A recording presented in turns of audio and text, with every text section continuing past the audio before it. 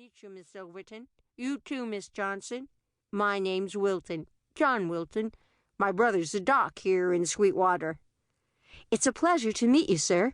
Miss Johnson and I don't want to take up your time, but we wanted you to know that my father will be holding a church service this Sunday morning in a field tent behind our home. The service will start at 10. Me and the missus will be there. My Sarah's been praying for a pastor to come through these parts ever since we settled here. She'd want me to tell you she's been eager to come calling on you and your mother, but she's been feeling a mite poorly. We've got us a new baby coming real soon now. How wonderful, Mr. Wilton. Children are a gift from God. Please tell your wife I look forward to meeting her, too. That I'll do. And good day to you, miss. The next business was the livery stable, where Bethany tacked up a notice of the church service near the main doors. Then they crossed the street to Mrs. Jenkins' restaurant. Once inside, Bethany introduced herself to the proprietress, while Ingrid, ever shy around strangers, waited in the background. Again they received a warm welcome. The same was true in the mercantile and the bakery. But as they left the sheriff's office almost an hour later, their way was blocked by a man with a week's worth of whiskers on his chin and a dusty, battered hat on his head. "Well, would you look at what we got here? Ain't you a couple of pretty little fillies?" Bethany lifted her chin and leveled a cool stare at the grizzled cowpoke. "A gentleman, sir, would step aside and allow us to pass." She spoke with an air of authority, one she'd learned from observing her grandmother. With her eyes, she dared the man to block their path. In an instant, his face reddened. "Excuse me, miss." He stepped down into the street. She resisted a triumphant grin. "Come along, Ingrid." Her friend's eyes were wide with awe. "Are you never afraid of anything?" Bethany laughed. "You're altogether too meek, Ingrid. You must overcome it if you're to be happy here. We must be as bold and fearless as the land itself." She stopped walking at the far corner of the plain saloon and tacked another notice to the clapboard siding.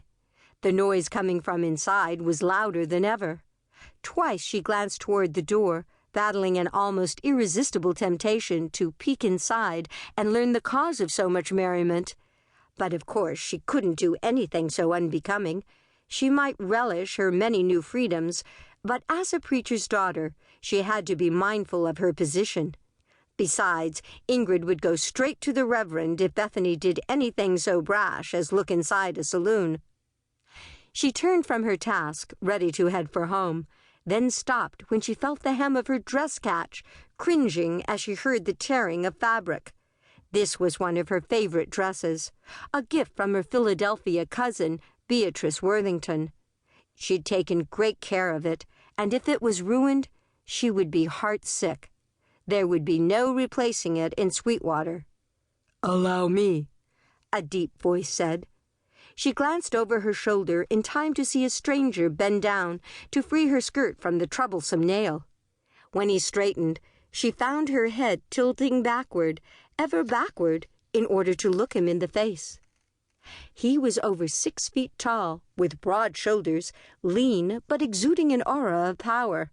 She had never felt so slight as she did now.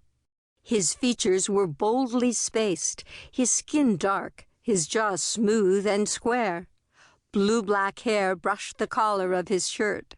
She could read nothing in his expression, but his midnight blue eyes seemed to look right inside her head, reading her mind, judging her thoughts. She gasped and stepped backward. One corner of his mouth lifted, suggesting a smile. He turned away without a word. "Bethany?"